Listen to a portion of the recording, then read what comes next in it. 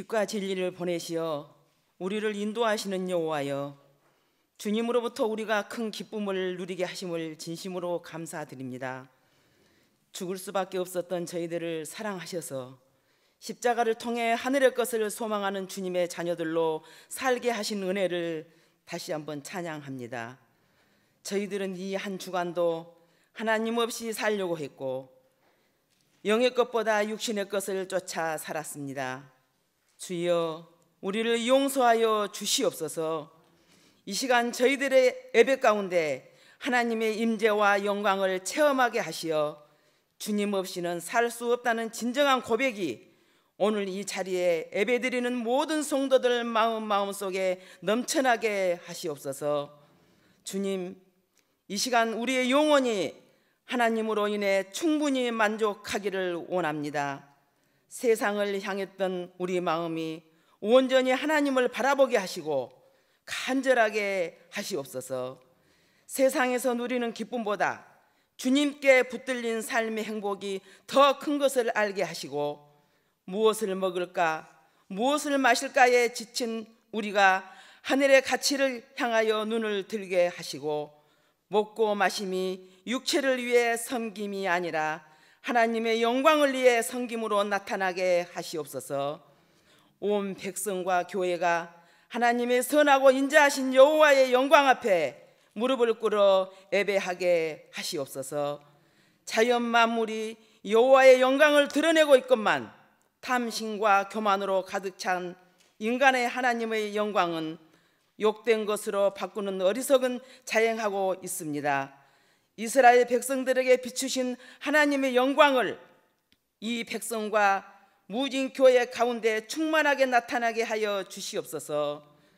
믿는 자에게 여호와의 영광의 빛을 비추시는 하나님, 빛이 우리를 통해 이 땅에 나타나길 간절하게 소망합니다. 우리의 육체를 더럽히지 않고 쉽게 살려고 하는 유혹으로 악을 행하지 않으며 선한 양심을 따라 살아가는 그리스도인들이 다 되게 하여 주시옵소서. 이 시간 무거운 짐을 지고 나온 성도들에게 힘을 주시옵소서. 고통 중에 있는 성도들에게 용기를 주시옵소서.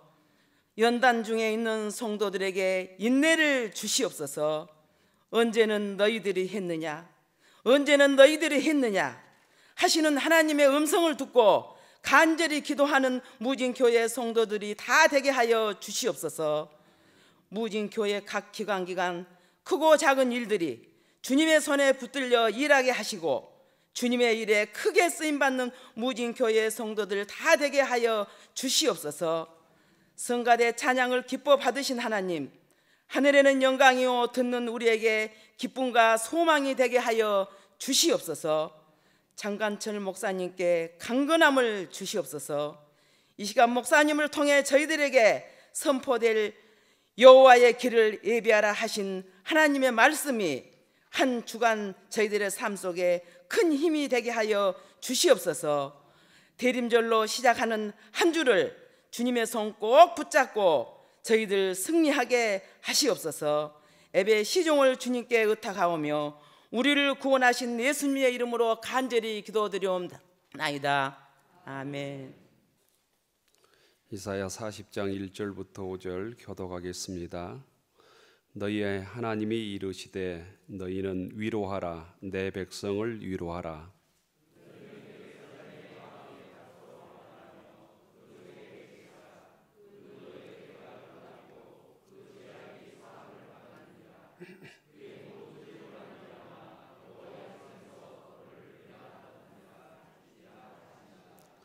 외치는 자의 소리여 이르되 너희는 광야에서 여호와의 길을 예비하라, 사막에서 우리 하나님의 대로를 평탄하게 하라.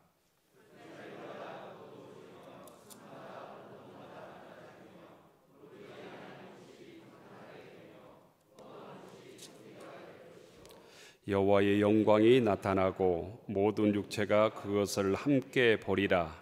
이는 여호와의 입이 말씀하셨느니라. 아멘. 누가복음 3장 1절부터 14절까지 교독하겠습니다. 3장 1절 디베리오 황제가 통치한 지 15해 곧 본디오 빌라도가 유대의 총독으로 헤롯이 갈릴리의 분봉왕으로 그 동생 빌립이 이두레와 드라고니 지방의 분봉왕으로 루사니아가 아빌레네의 분봉왕으로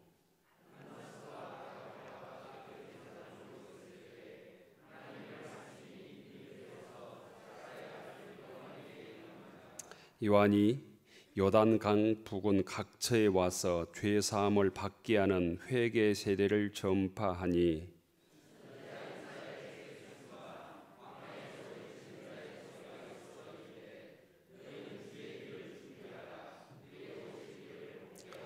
모든 골짜기가 메워지고 모든 산과 작은 산이 낮아지고 굽은 것이 곧아지고 험한 길이 평탄하여질 것이요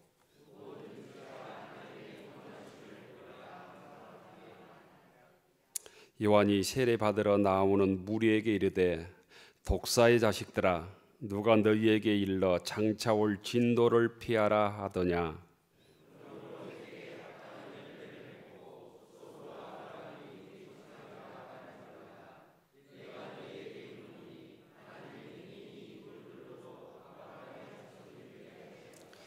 이미 도끼가 나무 뿌리에 놓였으니 좋은 열매 맺지 아니하는 나무마다 찍혀 불에 던져지리라. 대답하여 이르되 옷 2벌 있는 자는 옷 없는 자에게 나눠줄 것이요 먹을 것이 있는 자도 그렇게 할 것이니라 하고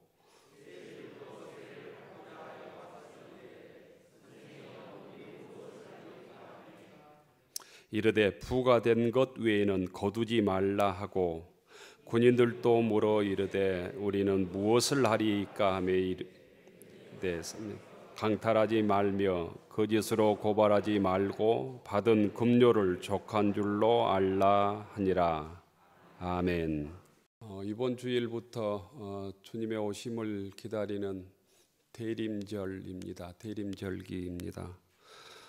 대림절은 성탄절 전 4주간을 의미하고 주님의 탄생을 기다리는 절기입니다. 대림절의 상징의 색깔은 보라색입니다. 보라색. 우리 교회 강단도 모두 보라색으로 장식했습니다. 보라색은 기독교에서는 일반적으로 고난을 상징하는 색깔입니다. 고난을. 주 오심을 기다리는 대림절 색깔을 보라색, 고난을 상징하는 보라색으로 장식하는 데는 이유가 있습니다. 주님의 오심을 기다리는 일은 고통스러운 일이라는 거예요. 힘들고 어려운 일이라는 것입니다. 결코 쉬운 일이 아니라는 거예요. 우리 현실이 비루하고 고통스럽기 때문에 누군가를 기다린다는 거죠. 현실이 어둡고 암울하기 때문에 새로운 세상을 기다리는 것입니다. 우리가 여기가 천국이라면 주의 오심을 별로 기다리지 않을 것입니다. 죽음을 앞두고 있고 어려움 속에 있고 또 문제 속에 있고 전쟁 속에 있고 노예의 살이를 하고 있는 그런 상황 속에서 간절하게 주님을 기다리고 있는 것입니다. 교회로는 대림절 4주간이 대림절이지만 이스라엘 백성들은 수백 년 동안 메시아를 기다렸습니다.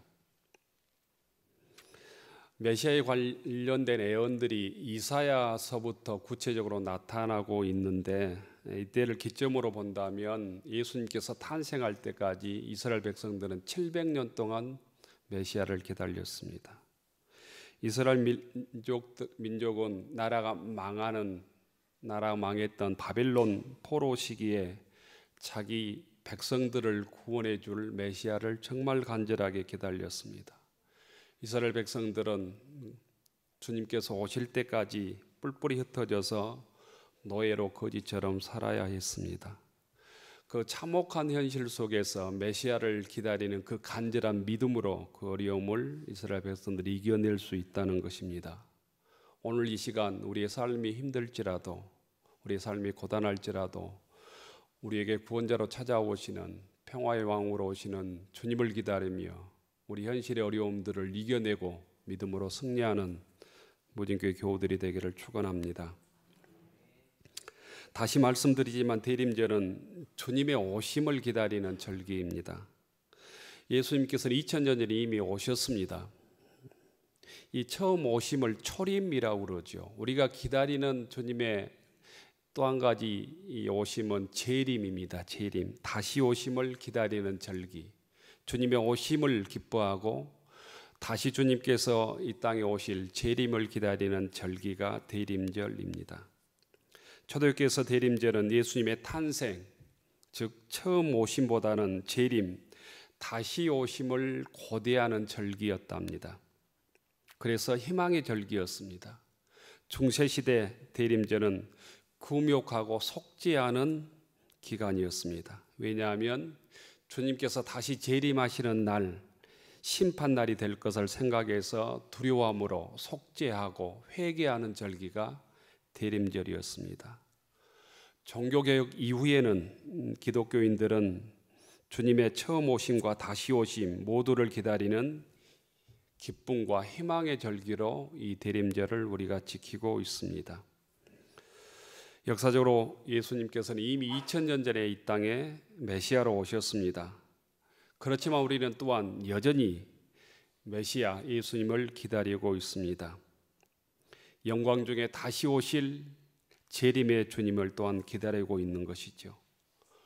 로마의 극심한 박해를 받던 초대교회 그리스도인들의 기도는 마지막에 마라나타였습니다. 마라나타. 주 예수여 오시옵소서. 주 예수여 정확히 얘기하면 어서 오시옵소서라는 뜻입니다. 그 이후 모든 교회와 모든 성도는 2000년 동안 주님의 오심을, 주님의 재림을 우리가 기다리며 살고 있는 것입니다. 오늘 이사야 선지자는 주님께서 메시아가 다시 오신다고 하는 기쁜 소식을 우리들에게 선포하고 있습니다. 그 기쁜 소식을 선포하면서 주님께서 다시 오시는데 우리들이 적극적으로 준비해야 될 게 있다. 그냥 손 놓고 막연히 앉아서 기다리는 것이 아니라 주의 오심을 기다리는 사람이라면 준비해야 될 것이 있다고 말씀하지요. 이사야 40장 3절에 보면 외치는 자의 소리여 이르되 너희는 광야에서 여호와의 길을 예비하라. 사막에서 우리 하나님의 대로를 평탄하게 하라. 주님의 길을 예비하며 사막에서 길을 평탄하게 하며 주의 오심을 기다리라는 거예요. 광야는 생명의 힘이 쓰러지는 곳입니다. 사막은 생명이 죽어 사라지는 불모의 땅입니다. 그곳에서 이사야 선지자는 여호와의 길을 예비하고 하나님의 대로를 평탄하게 하라고 외치고 있는 것입니다. 죽음의 땅, 절망의 땅에서 곧 희망을 선포하라는 것입니다. 이 광야에서 외침을 이어받은 사람이 신약 성경의 세례 요한입니다. 예수님 이전의 마지막 선지자가 세례 요한이죠. 세례 요한은 광야에서 외치는 소리로 우리에게 하나님의 목소리를 들려줍니다. 성경에 보면 4개의 복음이 있습니다. 마태, 마가, 누가, 요한복음 4개의 복음서 중에 세례 요한을 모두 예수님의 오심을 준비하는 사람으로 말하고 있습니다. 그런데 오늘 신약 성경 누가복음에서는 조금 자세하게, 조금 특별하게 주님의 오심을 세례 요한은 선포하고 있습니다. 우리가 3장 1절부터 읽었는데 1절과 2절을 보면 세례 요한이 하나님의 복음을 선포할 그 정치적 상황, 종교적 상황을 아주 자세하게 우리들에게 소개하고 있습니다.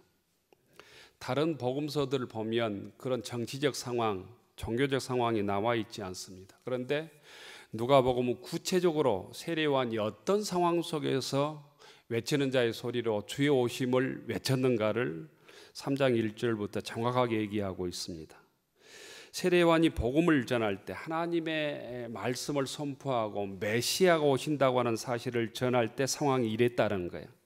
3장 1절에 보면 디베르 황제가 통치한 지 15해 곧 본디오 빌라도가 유대의 총독으로 헤롯이 갈릴리아의 분봉왕으로 그 동생 빌립이 이두리와 드그라나 지방의 분봉왕으로 누사니아가 아빌레네의 분봉왕으로 안다스와 가바야가 대제사장으로 있을 때 세례요한이 주의 오심을 선포했다라는 것입니다. 여기서 디베르는 로마의 2대 왕 티베리우스를 뜻합니다.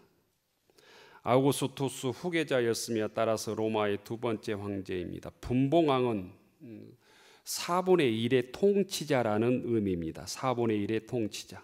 로마는 팔레스틴 땅을 4개로 쪼개서 분봉왕을 세워서 다스리게 했습니다.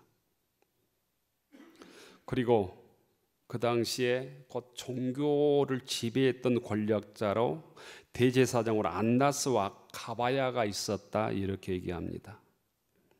어느 시대를 막론하고 한 시기에 2명의 대제사장이 있을 수가 없었습니다.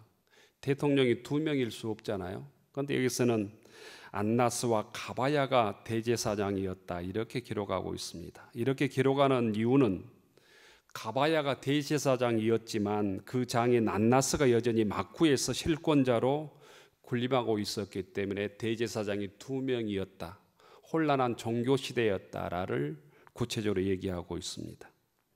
누가가 이렇게 세례 요한의 활동 배경을 정치적, 종교적 맥락을 자세하게 설명하는 까닭은 이렇습니다. 하나님 나라의 복음이 유대인뿐 아니라 세계 모든 사람을 위한 점이라는 것을 강조하기 위함입니다. 복음은 이스라엘 땅에 한정되어 있어서는 안 된다라는, 땅 끝까지 복음이 전파되어야 된다는 이 누가의 확신 때문에 이 종교적 정치적 상황을 자세하게 설명하고 있다는 거예요. 두 번째로 누가는 네 복음서 중에서 특별히 이 이사야 40장 3절만 인용한 것이 아니라 4절 5절을 여기에서 길게 인용하고 있습니다.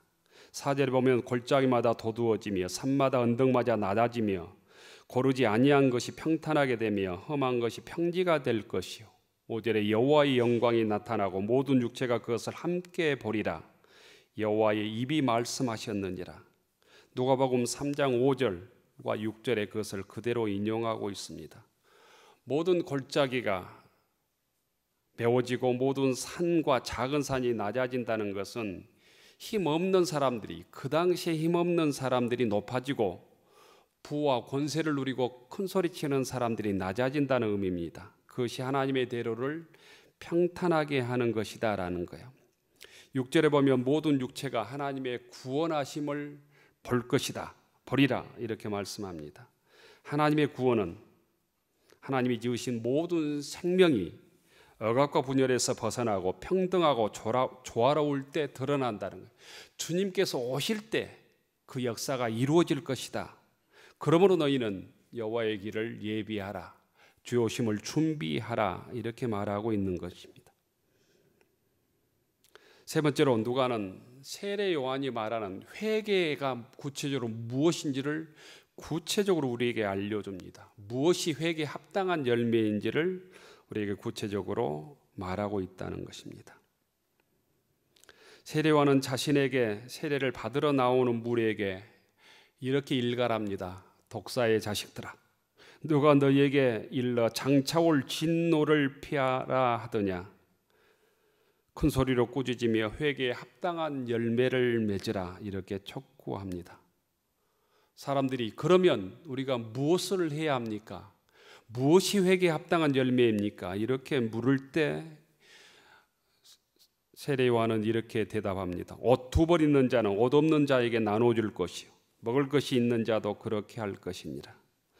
세리들도 세례를 받고자 하여 우리가 무엇을 하리이까? 세리들에게는 부가등교도에는 거두지 말라고 얘기합니다. 군인들이 와서 우리가 무엇을 하리이까? 사람에게서 강탈하지 말며 거짓으로 고발하지 말고 받은 급료를 족한 줄로 알라고 말합니다. 이 구절은 누가복음에만 나옵니다. 무엇이 합당한 열매인가? 무리와 세리와 군인 등 대화 상대가 다르지만 세 그룹 사람들에게 해주었던 세례 요한의 대답 중에 공통 분모가 있습니다. 그것은 재물에 대한 태도입니다. 돈에 대한 태도를 똑바로 하라는 거예요.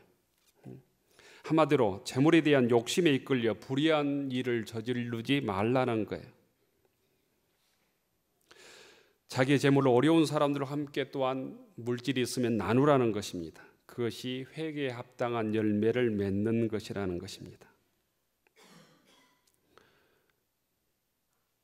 누가복음에서 누가는 재물의 사용이나 재물을 돈을 쓰는 태도가 신앙인에게 바로 돼야 바른 신앙을 지킬 수 있다는 거예요.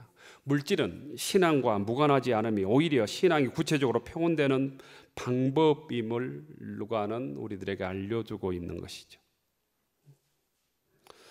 우리는 태어나는 순간부터 세상을 떠는 순간까지 뭔가를 사용합니다. 그 돈을 쓴다는 거예요. 신앙인으로서 바르게 물질을 모으고 바르게 사용하는 것이 바른 신앙인이라는 거예요.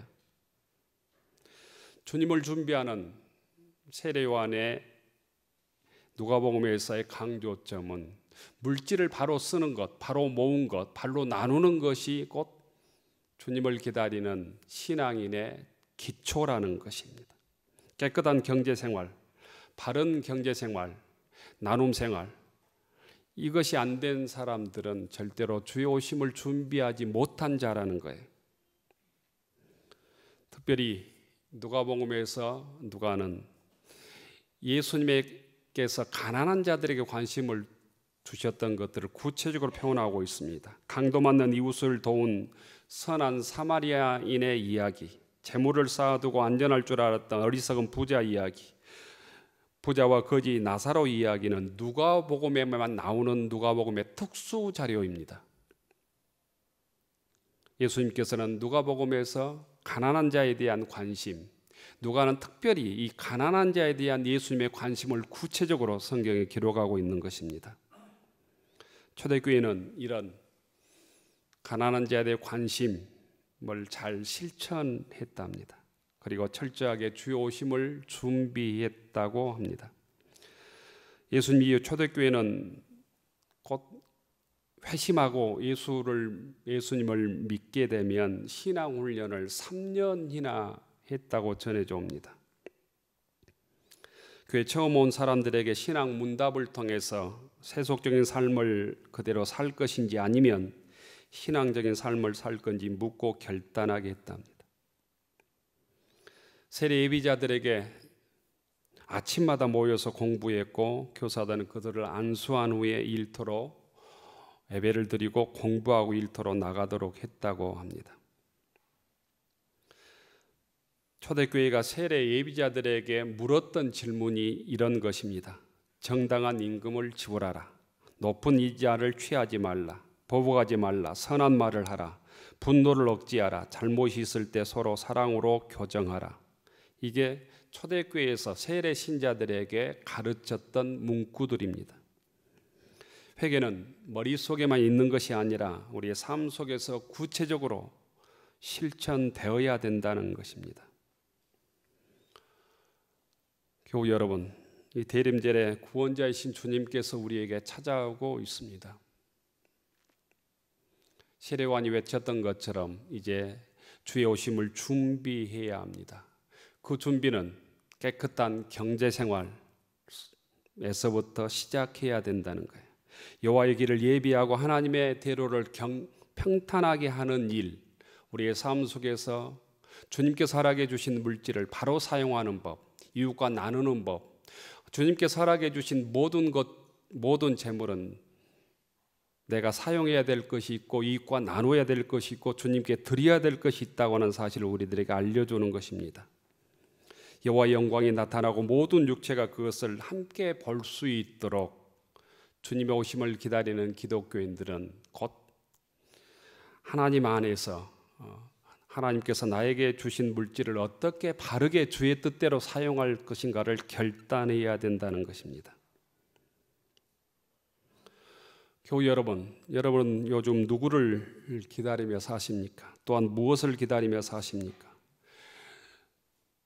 누군가를 그리고 무엇을 기다린다고 하는 것은 아직도 나에게 희망이 있다는 것이고 사랑이 남아있다는 것입니다.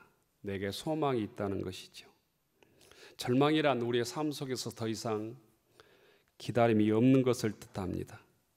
더 이상 아무것도 기다릴 수 없는 것, 더 이상 아무도 기다릴 사람이 없는 것, 곧 그것이 절망입니다. 우리는 대림절에 주님의 첫 번째 오심과 다시 오심을 맞이하는 곧 대림절을 맞고 있습니다. 그리스도인은 주님의 초림을 믿고 재림을 기다리는 사람들입니다. 이미 우리에게 오셔서 우리를 구원해 주시고 평화의 왕으로 오셔서 우리를 지켜주시고 붙들어 주신 주님의 은혜 속에 우리가 거하고 있고, 또한 주님께서 우리의 심판자로 우리를 구원해 줄 주님으로 오시는 재림을 기다리고 있습니다. 이 한 주간 우리 마음 한구석에 믿음의 의자를 준비해 놓고 곧 주님을 기다리는 교우들이 되기를 바랍니다. 하나님의 약속을 기다리는 사람으로 또한 살기를 원합니다. 주님께 소망을 두고 주님을 기다리는 사람으로 한 주간은 살기를 원합니다. 그러기 위해서 하나님께 허락해 주신 물질과 재능과 능력을 내가 어떻게 사용하고 있는지를 점검해야 합니다. 내 재능과 물질과 내 능력을 오직 나의 욕심과 내 욕망과 탐욕을 위해서 쓰고만 있지 않는지 점검하고 회개해야 된다는 의미입니다. 생택지 베리의 어린 왕자 속 여우는 기다리는 시간이, 기다리는 사람이 4시 온다면 3시부터 기쁠 것이다, 이런 얘기를 하고 있습니다. 기다린다고 하는 것은 어느 하루를 다른 날과 다르게 만들고 한 시간을 다른 시간과 다르게 만들고 의미 없는 시간을 의미 있게 만드는 능력이 있습니다. 역사적으로 대림절을 겨울의 사순절이라고 신앙인들은 불렀습니다. 이 대림절에 우리는 깨어서 기도하며 주의 오심을 기다림으로 허물을 이겨내고 절망을 이겨내고 이 땅의 고단함을 이겨내는 믿음의 교우들이 되기를 축원합니다. 또한 기다리며 우리에게 왕으로 구원자로 찾아오시는 주님에 대한 복음을 전하고 이웃들에게 주의 사랑을 전하는, 주의 사랑을 실천하며 주의 오심을 기다리는 교우들이 되기를 축원합니다. 예수님은 주님을 기다리는 자에게 반드시 찾아오십니다. 구원자로, 생명의 주로 찾아오십니다. 2022년 대림절에 믿음으로 주님을 기다려 구원자 그리스도를 만나는 기쁨과 은혜가 모든 교우들에게 함께하기를 축원합니다. 기도하겠습니다.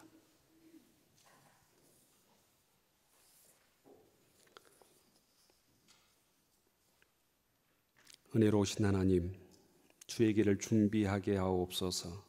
그의 오실 길을 곧게 하게 하옵소서. 우리의 굽은 마음, 우리의 절망의 마음을 곧게 펴고 돋게 하옵소서.